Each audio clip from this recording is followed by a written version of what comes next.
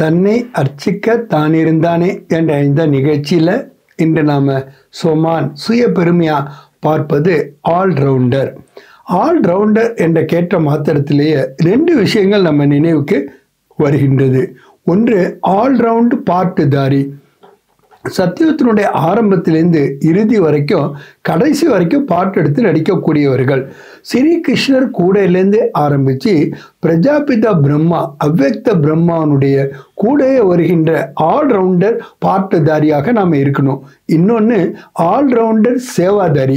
அந்த சேவையில் கூட நம்ம ஆல்ரவுண்டராக இருக்க வேண்டும். அது கூட ரொம்ப அத்தியாவசியமாக இருக்கின்றது. ஏன்னா பாபா சொல்கிறாங்க, நீங்கள் எப்போ ஆல்ரவுண்டராக இருப்பீங்களோ அப்போ தான் நீங்கள் பரோபகாரியாக, விஸ்வ கல்யாணக்காரியாக, ஆதார மூர்த்தியாக, உத்தார் மூர்த்தியாக இருக்க முடியும் என்று கூறுகின்றார். ஆக எத்தனையோ டைட்டில் நாம் வாங்கணும்னா இந்த ஒரு விஷயத்தில் கவனம் கொடுத்தா கூட போதுமானதாக இருக்கின்றது. ஆனால் இதுக்கு ஒரு முக்கியமான அடையாளம். முதல்ல பேசிக்காக பாபா என்ன சொல்கிறாங்கன்னா, எப்படித்தான் சூழ்நிலை இருந்தாலும் சரி, ஆனால் உங்களுடைய ஸ்திதி எப்போதும் ஆடாத அசையாததாக இருக்க வேண்டும். அச்சல் அட்டோல் ஸ்திதி தான் நம்மளுடைய ஒரிஜினல் ஸ்திதி. இந்த ஸ்திதி இல்லாமல் நாம் சத்தியுகத்தில் போகவே முடியாது.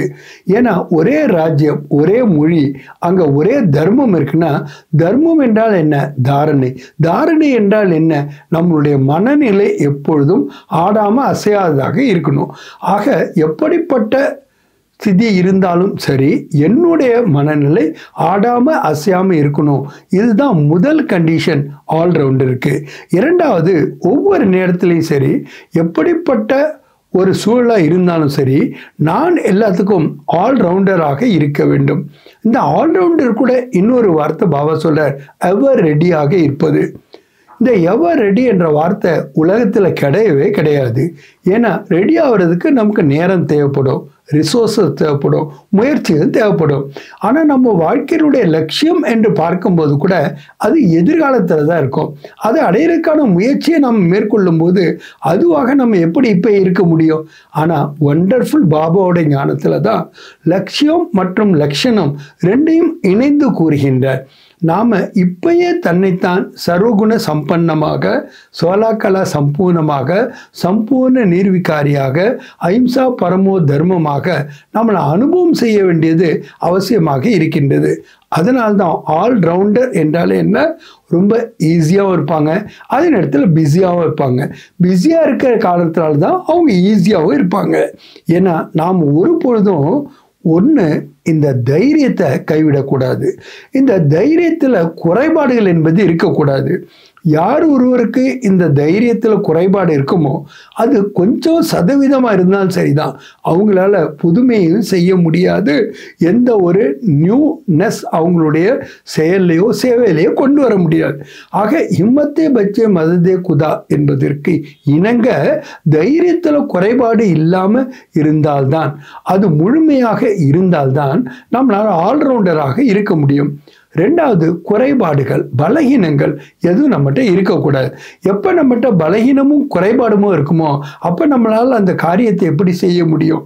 ஆக நம்மளுடைய சாத்திய கூறுகளை நம்ம ஆராய்வதற்கு கூட சக்தி நிறைந்தவர்களாக இருக்க வேண்டும் என்றால் இந்த குறைபாடு அல்லது பலகீனங்கள் இல்லாதவர்களாகவும் அதைரியமானவர்களாகவும் நாம் இருக்கவே கூடாது.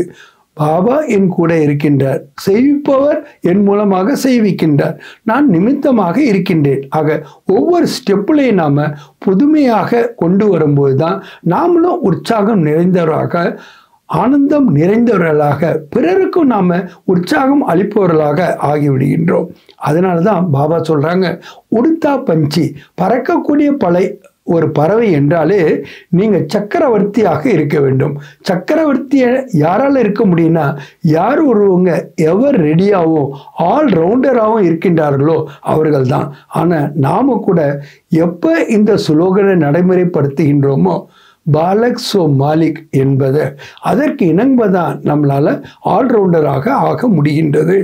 ஆக நாம் நம்மளுடைய விருத்தி அல்லது ஸ்திதியில் கூட ஆடாமல் அசையாத நிலைமையில் இருக்கணும்னா நம்மை நாம் ஒவ்வொரு கணத்திலையும் ஆல்ரவுண்டராக அனுபவம் செய்ய வேண்டும். அதாவது எவர் ரெடியாகவும் இருக்க வேண்டும். எப்பொழுதுமே ஆடாத அசையாத மனநிலை உடையவர்களாக நாம் இருக்க வேண்டும் என்பதை தான் இன்று நாம் பார்க்கின்றோம். நல்லது.